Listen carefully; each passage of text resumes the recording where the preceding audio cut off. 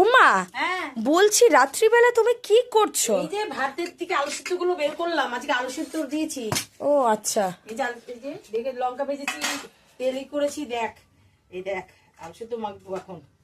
হ্যাঁ, রাত্রিবেলা হয়েছে, ঠান্ডা ঠান্ডা ওয়েদার, তার মধ্যেই গরম গরম ভাত আর তার সাথে আলু সিদ্ধ।